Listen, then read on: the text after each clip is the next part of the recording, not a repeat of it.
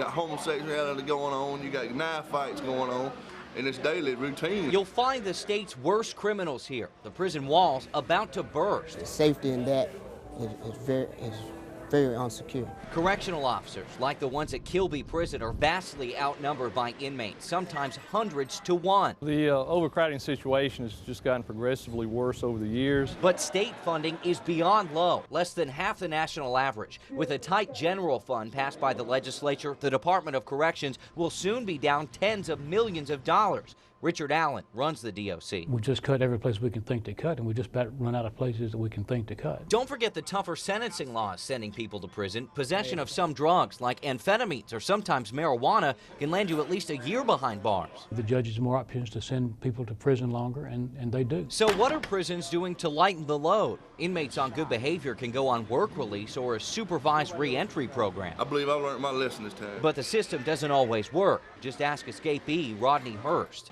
If I would have reported 6 more months on what I'm in here on, I'd have been over with for me. Another way to ease the crowding, hiring new officers, something the Department of Corrections is trying to do as quickly as they can.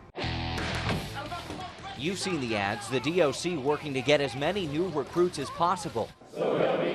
Their prayers have been answered. Meet the largest class ever to graduate through the Department of Corrections Officer Training Program. 123 men and women trying to shift the officer to inmate ratio in their favor. It makes me feel kind of nervous, but I've done it for 3 months now, and I can handle it. You have to not get complacent. You have to know your job inside and out and take it seriously. Of the 123 officers, none will go to Kilby, but cadets are getting ready for the next class.